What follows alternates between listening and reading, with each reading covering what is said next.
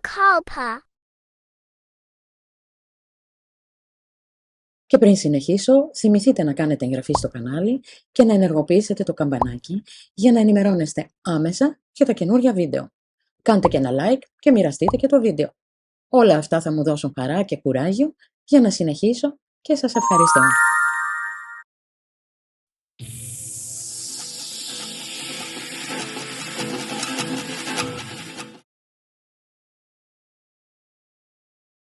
Ο μέσος άνθρωπος μπορεί να διοχετεύσει αέρια, γνωστά και ως πορδές ή κλανιές χυδαίστη, 6 με 20 φορές την ημέρα.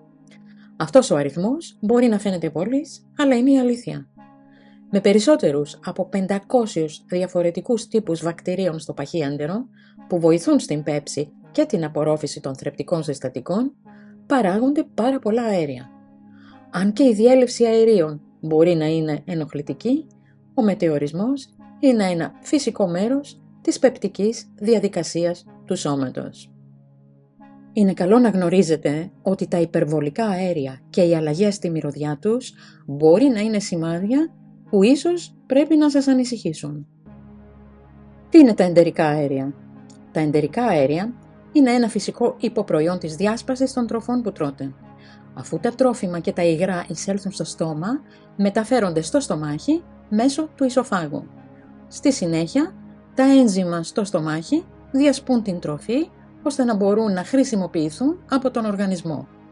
Τα τρόφιμα και τα υγρά συνεχίζουν να διασπώνται, διαχωρίζοντας πρωτεΐνες και υδατάνθρακες στο πάγκρεας, το σηκώτη και τη χολιδόχο κίστη.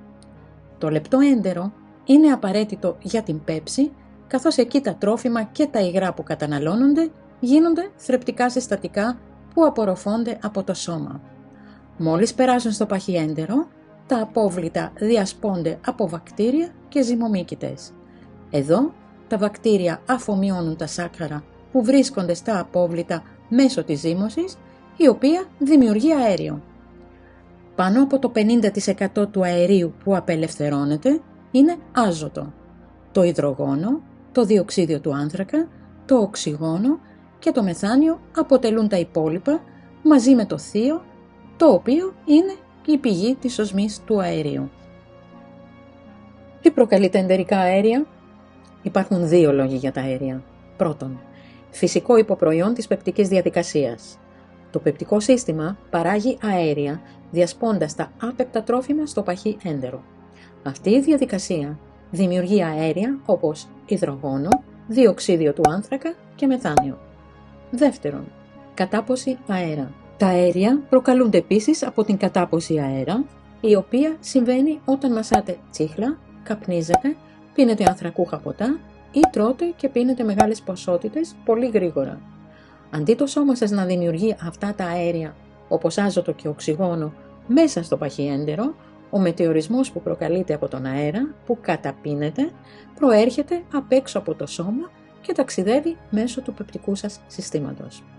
Αεροφαγία είναι η κατάσταση της κατάποσης πολύ μεγάλων ποσοτήτων αέρα, η οποία αυξάνει περαιτέρω τα εντερικά αέρια.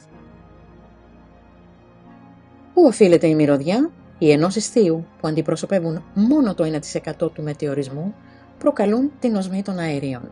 Διαφορετικοί τύποι ενώσεων θείου δημιουργούν διαφορετικές οσμές. Το υδρόθιο, το οποίο είναι πολύ κοινό, παράγει μια μυρωδιά σάπιου αυγού.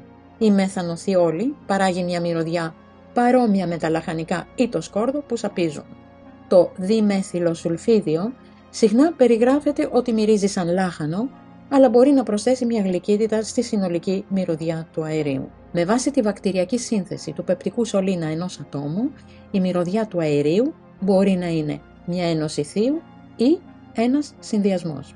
Διαφορετικά βακτήρια παράγουν διαφορετικά αέρια. Η οξύτητα του αερίου επηρεάζεται επίσης από το πόσο χρόνο χρειάζεται για να αφομοιώσει το σώμα σας την τροφή. Όσο περισσότερο χρόνο χρειάζεται το σώμα σας για να αφομοιώσει την τροφή, τόσο περισσότερο χρόνο έχουν τα βακτήρια για να προκαλέσουν πιο έντονες οσμές όταν απελευθερώνεται το αέριο. Η κατανάλωση τροφών με υψηλή περιεκτικότητα σε φυτικές ίνες και η κατανάλωση άφθονου νερού θα μειώσει τον χρόνο που τα αέρια παραμένουν στο παχυέντερο, προκαλώντας λιγότερη οσμή. Είναι σημαντικό να δίνετε προσοχή στη συχνότητα αποβολής αερίων, καθώς αυτό μπορεί να είναι σημάδι πεπτικών προβλημάτων και λοιμώξεων του σώματός σας. Ποια τρόφιμα προκαλούν περισσότερα αέρια? Ορισμένοι υδατάνθρακες είναι ιδιαίτερα δύσκολο να αφομοιωθούν από το σώμα μας. Αυτή η ομάδα υδατανθράκων βραχίας αλυσίδας είναι γνωστή ως FODMAP και περιλαμβάνουν αυξημένα επίπεδα φρουκτόζης, γλυκόζης, λακτόζης, φρουκτάνες, πολιόλες και γάλακτο-ολιγοσακχαρίτες.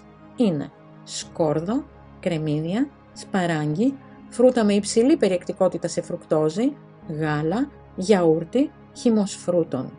Αυτά τα τρόφιμα αφομοιώνονται ελάχιστα από το λεπτό έντερο, αφήνοντας περισσότερα απόβλητα προς επεξεργασία από το παχύ έντερο, όπου τα βακτήρια δημιουργούν αέρια. Τα άτομα με φυσιολογικό πεπτικό σύστημα μπορούν να τρώνε αυτές τις τροφές μόνο με μία ήπια αύξηση στην παραγωγή αερίων. Εάν τα τρόφιμα με υψηλή περιεκτικότητα σε FODMAP προκαλούν κοιλιακό φούσκωμα και πόνο, αυτό θα μπορούσε να υποδηλώνει δυσανεξία σε ορισμένα τρόφιμα που παράγουν υπερβολικά αέρια. Ποια τρόφιμα προκαλούν τη χειρότερη οσμή των αερίων?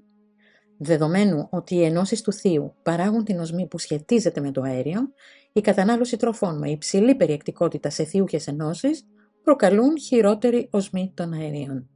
Τα τρόφιμα με υψηλή περιεκτικότητα σε θείο περιλαμβάνουν κρέας, πουλερικά, αυγά, κρεμμύδια, σκόρδο, μπρόκολο, λάχανο, λαχανάκια βρυξελών, κουνουπίδι.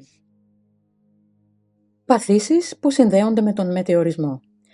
Η δυσπεψία είναι η δυσκολία στην πέψη των τροφών που οδηγεί σε φούσκωμα, πόνο στην κοιλιά και αύξηση των αερίων.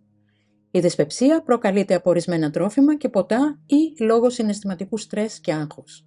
Μπορεί επίσης να οδηγήσει σε διαταραχές όπως το σύνδρομο ευερέθιστου εντέρου, IBS, έλκη ή ακόμα και καρκίνο του στομάχου. Η γαστρεντερίτιδα, γρίπη του στομάχου, προκαλείται από λίμωξη που προκαλεί φλεγμονή στο στομάχι και τα έντερα. Τα συμπτώματα της γαστρεντερίτιδας περιλαμβάνουν κοιλιακό άλγος, φούσκωμα, έμετο και διάρρεια. Η δυσανεξία στη λακτόζη εμφανίζεται σε άτομα που δεν διαθέτουν τα ένζημα για την πέψη των σακχάρων στο αγελαδινό γάλα και σε προϊόντα με βάση το γάλα όπως κρέμες ή τυριά. Εάν το λεπτό έντερο δεν μπορεί να αφομοιώσει τα σάκχαρα του γάλακτος, η πέψη μέσα στο παχύ έντερο διαρκεί περισσότερο και μπορεί να οδηγήσει σε υπερβολικά αέρια και πιο έντονη μυρωδιά. Η δυσαπορρόφηση υδατανθράκων προκαλεί κοιλιακό άλγος και φούσκωμα λόγω αδυναμίας πέψης των προϊόντων του σιταριού, της σίκαλης και του κρυθαριού. Στη σοβαρή της μορφή είναι γνωστή ως κοιλιοκάκι. Η νόσος του Κρόν πιστεύεται ότι προκαλείται από ένα υπερδραστήριο ανασωπητικό σύστημα που υπερβαίνει την επίθεση στα βακτήρια που προορίζεται να αποθήσει και να επιτεθεί στο πεπτικό σύστημα. Οδηγεί σε κακή πέψη που δημιουργεί κοιλιακό πόνο μαζί με φούσκωμα, χρόνια διάρρεια και αιμορραγία από το ορθό. Η νόσος του Κρόν μπορεί επίσης να προκαλέσει φλεγμονώδη νόσο του εντέρου, IBD, η οποία είναι μια προοδευτική ασθένεια των εντέρων. Το σύνδρομο ευερέθιστου εντέρου, IBS, προκαλεί υπερβολικά αέρια, καθώς και πόνο στο στομάχι και φούσκωμα. Αν και η αιτία του IBS είναι άγνωστη, θεωρείται ότι σχετίζεται με υπερδραστήριο πεπτικό σύστημα. Συμπτώματα που υποδηλώνουν πεπτικά προβλήματα. Υπερβολικός μετεωρισμός ή έντονη οσμή, συνοδευόμενη από άλλα συμπτώματα. Έντονος πόνος στο στομάχι, την κοιλιά ή φούσκωμα. Διάρρεια, δυσκυλιότητα, αίμα στα κόπρανα, ναυτία, εμετός. Το να μιλήσετε με ένα καλό γαστρεντερολόγο και να εκφράσετε τις ανησυχίες σχετικά με τα αέρια δεν είναι ποτέ θέμα ταμπού. Οι αλλαγές στο πόσο συχνά βγάζετε αέρια ή η μυρωδιά μπορεί να είναι σημάδι για περισσότερα πεπτικά προβλήματα. Είναι σημαντικό να δίνετε προσοχή στο σώμα σας και να γνωρίζετε τι είναι φυσιολογικό για εσάς. Όσο καλύτερα γνωρίζει ο γαστρεντερολόγος σας το σώμα σας, τόσο καλύτερα θα είναι σε θέση να αναγνωρίσει αλλαγές που θα μπορούσαν επίσης να είναι πρώιμα προειδοποιητικά σημάδια. Μην παραλείψετε να δείτε κι άλλα σχετικά με το θέμα βίντεο που υπάρχουν στο κανάλι μου. Τους σχετικούς συνδέσμους θα τους βρείτε κάτω από αυτό το βίντεο στην περιγραφή.